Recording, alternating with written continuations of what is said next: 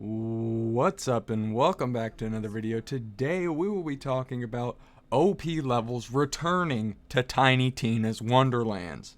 Now in case you guys did not see, just about 2 days ago by the time you guys are seeing this video, they announced some pretty new crazy ideas. Before we get into it, I want to give all credit to the Borderlands YouTube channel. All of the trailers that they have posted, I will be putting them in the background. Not every single one obviously, but a couple of them.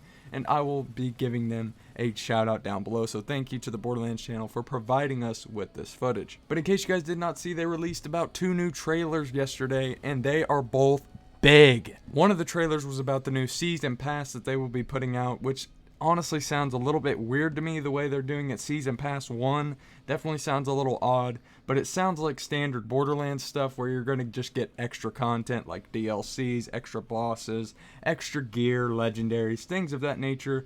If you guys are not aware, in Borderlands 1, 2, 3, the pre-sequel, does not matter, they all had downloadable content. And I imagine that this is going to be very similar. It just sounds like we may be getting more DLC content this year than we have in the past, because as they said, this was DLC 1. I misspoke there, I meant to say Season Pass Part 1. Which, if you guys want me to make an entire video on the Season Pass, I will. Just please let me know down in the comments what you guys think of it. But I don't want to ramble on anymore. I want to hop into the topic of today's video, which is that OP levels are essentially returning to Borderlands. Now, for those of you that are a little bit skeptical clicking on this video thinking, what the hell is this guy rambling on about?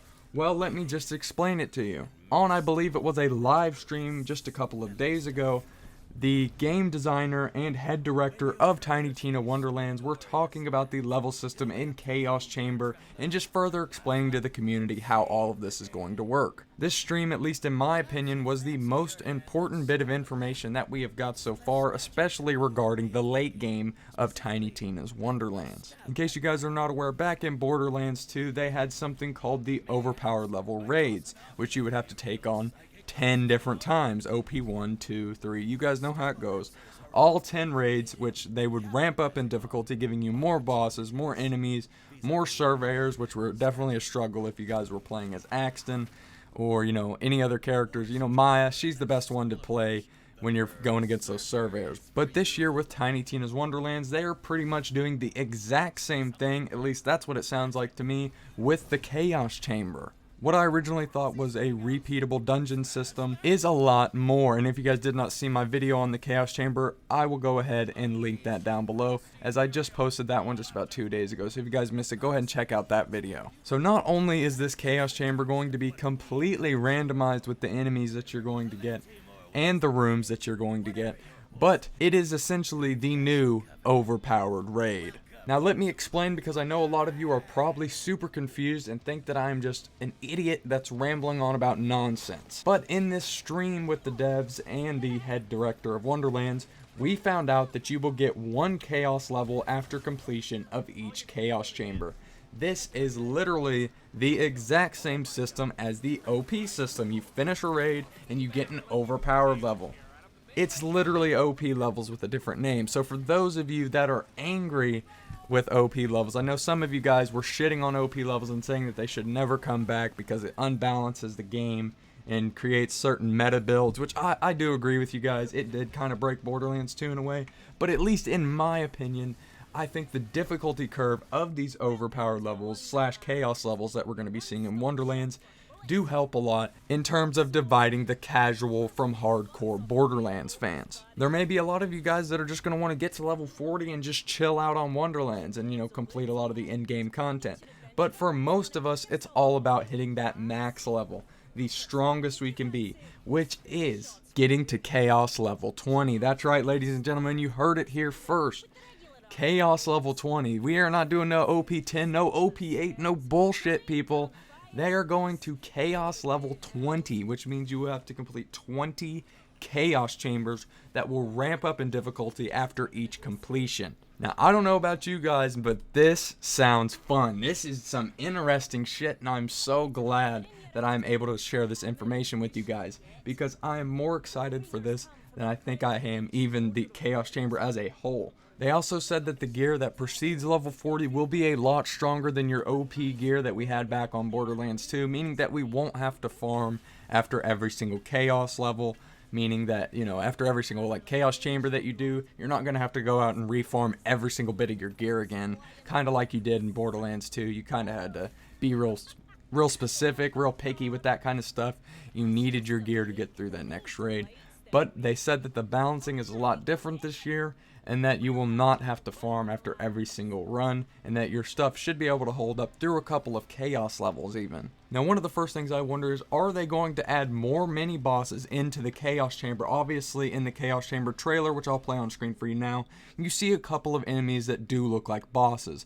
But at least in my opinion, I think that there will be some more mini bosses once you get later on into these chaos levels. If there are 20 of these chaos chambers, then there's got to be some sort of diversity. It can't just be the, you know, random enemies and then you got your bosses, you know, the mini boss and the main boss at the end, of course.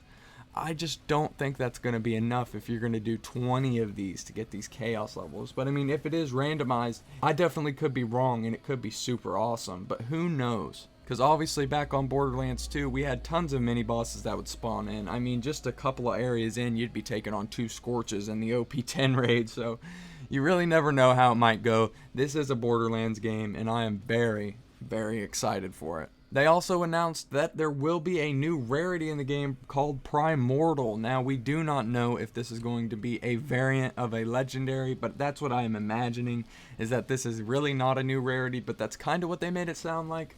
I really hope it is a new rarity that's a step above legendary. I think that'd be badass, and it'd be a step in the right direction for the franchise. But if we're being honest here, it's probably just going to be variants of legendaries that just say Primordial on them.